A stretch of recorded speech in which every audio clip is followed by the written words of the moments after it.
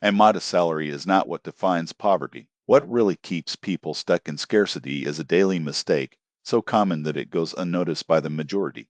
You can wake up early, work tirelessly, cut every superfluous spending, and yet continue in the same financial situation. The problem is not in the amount you receive, but in the way it sends this value. There is an old saying in Jewish families that summarizes this idea well. Poverty is not in your wallet, but in mine. A low salary may only be the starting point, but if the person makes a fundamental misconception, he will become his definitive ceiling. This error is focusing on the size of what you have instead of seeing growth possibilities. Those who look at the number and pay and think this is all I can reach is actually sealing their own destiny with that belief. Imagine a wheel that always spins in the same place. It can be new, well lubricated, and bright, but if it does not advance, it only wears the floor under it. A small salary works the same way. It may be the beginning of the journey if you direct your energy forward, but if it is obsessed with its size only, it will remain stagnant for years. Current research confirms that our financial potential is not limited by numbers, but by the limits we impose on our own mind. Psychologist Daniel Kahneman was already talking about the traps that our brain creates when making decisions.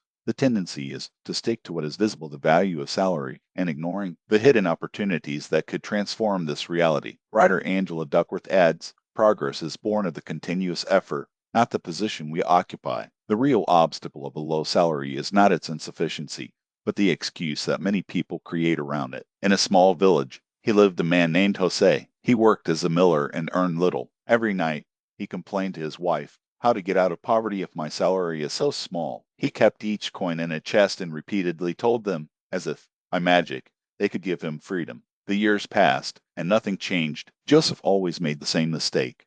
He saw his salary as a sentence, a final verdict, instead of getting it as a starting point. It's like being on the edge of a huge river with just one glass in your hands and complaining that there is little water. The water is there, abundant.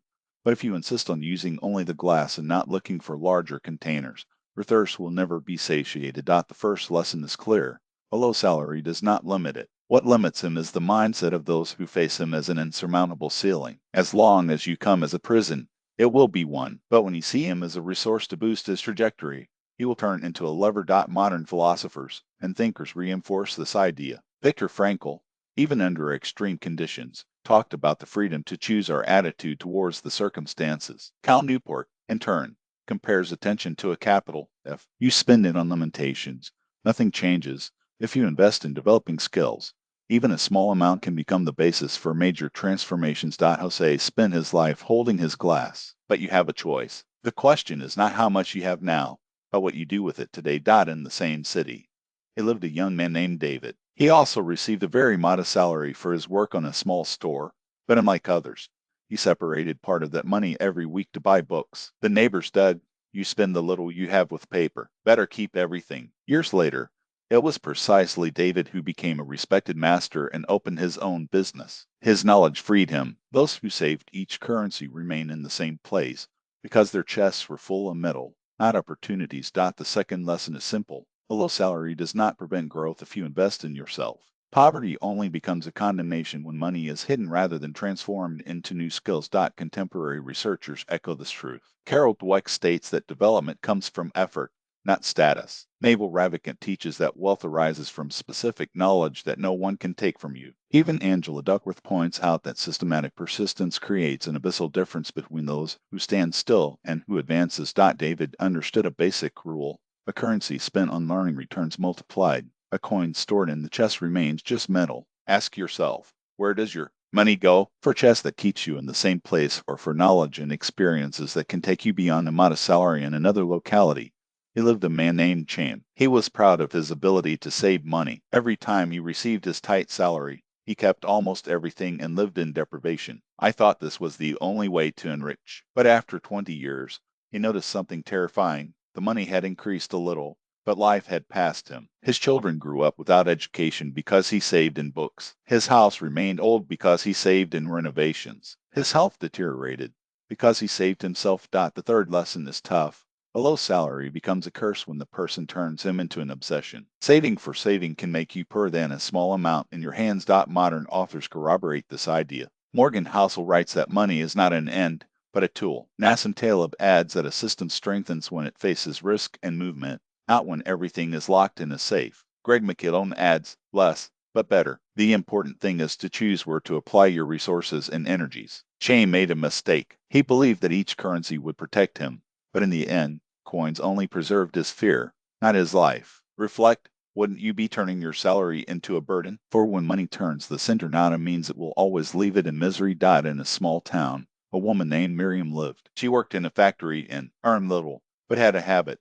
Every week, she separated part of her salary not only for her family, but also to help others. He bought bread from the neighboring widow, paid notebooks for the children of the community. Many asked, how do you get so little? Miriam just smiled. The little multiplies when it circulates. Over time, your life has changed. When he needed help, the neighbors supported her. When her son grew up, it was precisely those children she had helped who became her loyal friends. And, above all, in your house never lacked abundance. The fourth lesson is revealing. A low salary is no longer a condemnation when you create flow. Money that circulates through help, learning, and investments always returns. A small amount becomes a network of relationships, knowledge, and opportunities. Current thinkers reinforce this principle. Such Ben Shahar points out that gratitude and generosity are the basis of well-being. Ryan Holiday states that an obstacle becomes the way when we use the difficulties in strengthening character. Frankel recalls that meaning sustains us even in the worst conditions. Miriam proved that prosperity does not start with the number in pay, but with the fate we give to that number. A modest salary can keep you in poverty or open doors to blessings. It all depends on whether it remains stopped or moves. Who turned knowledge into capital. Like Cain, who made the economy an idol and lost years of life imprisoned by petty. And as Miriam, who even from a very modest salary created a flow of generosity and connections. These stories reveal a fundamental truth. The problem is not the size of the salary, but what we do with it. The error is not the amount, but the habit. Some turn the salary into a cage. Others, in foundation. Jewish wisdom teaches, money is half, not end. Its value is in the movement and generating fruits, in creating life, in flowing. Modern researchers corroborate growth is born of effort, not number. Kahneman warned about the traps of perception. Dweck remembered the growth mindset. Taleb spoke of antifragility. Everyone converges to a point. Movement matters more than magnitude. The conclusion is clear.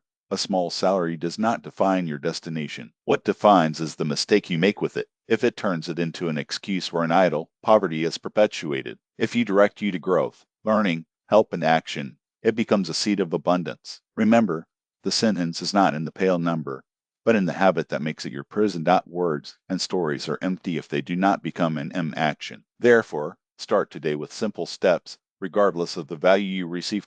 First, analyze where your last salary was. Identify at least one expenditure that has not brought real benefit or growth.